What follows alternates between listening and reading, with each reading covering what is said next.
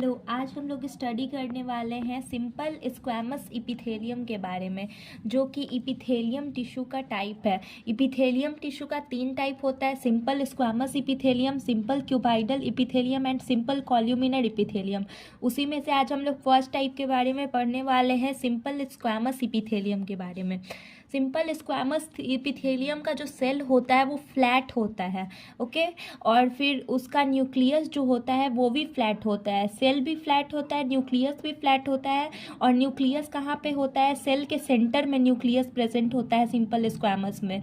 और सेल जो होता है, सेल का जो बाउंड्री होता है, मतलब सेल का जो साइड वाला बाउंड्री होता है वो क्या होता है? इरेगुलर होता है, प्लेन नहीं होता है। बाउंड्री कैसा होता है? इरेगुलर होता है, ओके। और सेल क्या होता है? फ्लैट होता है, और इतना ज़्यादा फ्लैट होता है कि वो एक लगता है टाइल्स के तरह, फ्लोर पे जो टाइल्स लगा हुआ रहता है उसके तरह लगता है। और इसीलिए उसको क्या नाम दिया गया है? पेवमेंट इपिथेलियम नाम दिया गया है, ओके। अब हम लोग देखते हैं इसका फंक्शन क्या है। सिंपल स्क्वैमस इपिथेलियम का, सिंपल स्क्वैमस इपिथेलियम का फंक्शन है फिल्ट्रेशन का और डिफ्यूज़न का। और हम लोग बोल सकते हैं एब्जॉर्प्शन का भी फंक्शन होता है, सिक्रीशन का भी फंक्शन होता है। लेकिन मेजरली रोल किस में होता है? फिल्ट्रेशन में होता है, और किस में? डिफ्यूज़न में होता है। ये देखो यहाँ पे सेल है simple epithelium, simple squamous epithelium, जिसका सेल भी कैसा है? सेल भी फ्लैट टाइप है, ठीक है। सेल भी फ्लैट है, और न्यूक्लियस भी क्या है? न्यूक्लियस भी इसका फ्लैट है, और कहाँ पे प्रेजेंट है? सेंटर पे प्रेजेंट है, ओके। और ये किस पे? इपिथेलियम है, इसीलिए ये किस पे होगा? बेसमेंट मेम्ब्रेन पे होगा। और बेसमेंट मेम्ब्रेन जो होता है वो नॉन सेलुलर होता है, मतलब उसमें बेसमेंट मेम्ब्रेन में सेल नहीं प्रेजेंट होता है, वो मैट्रिक्स और प्रोटीन का बना हुआ रहता है, ओके। और देखते हैं इसका साइड व्यू देखेंगे तो मतलब स्क्वैमस इपिथेलियम का वो ऐसा दिखेगा, सिंपल स्क्वैमस इपिथेलियम का। और जब हम लोग ऊपर से टॉप व्यू देखेंगे तो ये ऐसा पॉलीगोनल शेप टाइप दिखेगा। अब हम लोग देखेंगे कि सिंपल स्क्वैमस इपिथेलियम टिश्यू कहाँ कहाँ प्रेजेंट होता है। तो simple squamous epithelium tissue alveoli में प्रेजेंट होता है, लंग्स के एल्वियोली में। लंग्स के एल्वियोली क्या होता है? एल्वियोली एक ऐसा प्लेस होता है लंग्स का जहाँ पे क्या होता है? गैसेस का एक्सचेंज होता है, ठीक है। गैस का क्या होता है? एक्सचेंज होता है। और ये क्या करता है? Diffusion of gases. डिफ्यूज़न का मतलब क्या होता है? कि किसी भी चीज़ का या ये गैसेस का, पार्टिकल्स का movement from higher concentration to lower concentration, उसको डिफ्यूज़न बोला जाता है, ठीक है।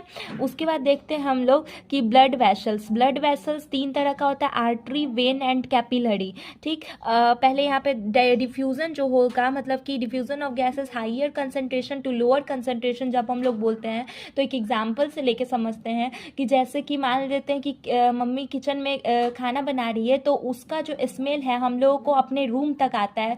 वो क्यों आता है? क्योंकि पार्टिकल्स कहाँ है? पार्टिकल्स ज़्यादा का हायर कॉन्सेंट्रेशन कहाँ है? पार्टिकल्स का किचन में है, ठीक है। और वहाँ से जो स्मेल आता है, मतलब कि पार्टिकल्स का मूवमेंट होता है हायर कंसंट्रेशन से लोअर कंसंट्रेशन तक, तो उसको क्या बोलते हैं? डिफ्यूजन बोलते हैं।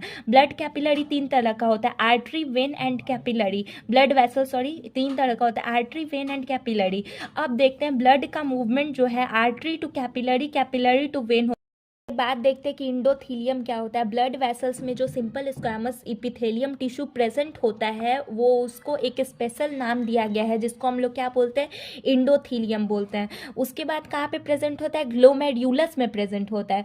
ग्लोमेरुलस क्या है? एक ब्लड वेसल्स है, मीन्स ब्लड कैपिलरी है, ठीक है। अब हम लोग देखेंगे नेफ्रॉन का थोड़ा सा स्ट्रक्चर अगर देखें हम लोग, तो ये वाला जो पार्ट होता है इसको ग्लोमेरुलस बोलते हैं। इस पार्ट को क्या बोलते हैं?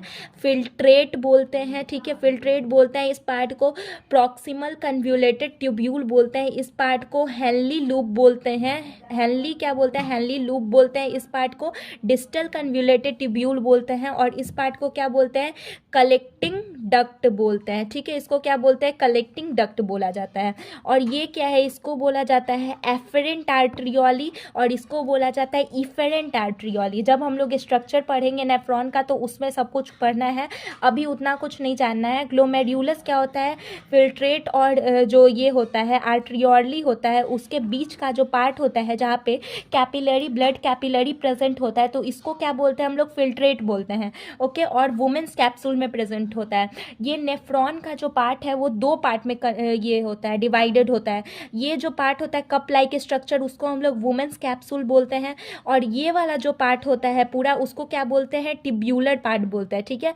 ये वाला जो पूरा पार्ट होता है उसको क्या बोला जाता है, ट्यूब्यूलर पार्ट बोला जाता है, ठीक।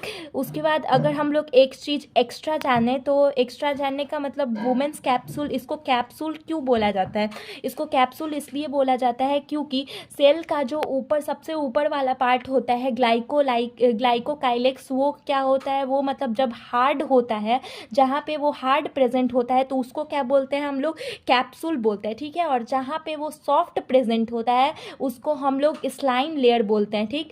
तो यहाँ पे क्या होता है, नेफ्रॉन का जो वुमेन्स कैप्सूल वाला पार्ट है वहाँ पे ये हार्ड प्रेजेंट होता है, ठीक है, इसीलिए इसको क्या बोलते हैं, वुमेन्स कैप्सूल बोलते हैं, ठीक। उसके बाद स्मॉल डक्ट, जो डक्ट क्या होता है, डक्ट का मतलब मान लेते हैं कि अगर एग्जांपल ले तो एक नाली टाइप होता है, ठीक है। डक्ट मीन्स ऐसा बोल सकते हैं पाइप टाइप होता है, ठीक। तो स्मॉल डक्ट किससे बनता है, small duct simple cuboidal epithelium से बनता है, और लॉन्ग डक्ट जो है कंपाउंड क्यूबाइडल इपिथेलियम से बनता है। जैसे कि हम लोग पहले वाले वीडियो में देख चुके हैं कि सिंपल इपिथेलियम और कंपाउंड इपिथेलियम क्या होता है। सिंपल इपिथेलियम का मतलब होता है कि ऐसा इपिथेलियम जो एक लेयर मतलब सिंगल लेयर से बना हो तो उसको सिंपल इपिथेलियम बोलेंगे, और ऐसा इपिथेलियम जो more than one layer means multi layer से बना हुआ हो तो उसको क्या बोलेंगे हम लोग, कंपाउंड इपिथेलियम बोलेंगे। Thank you.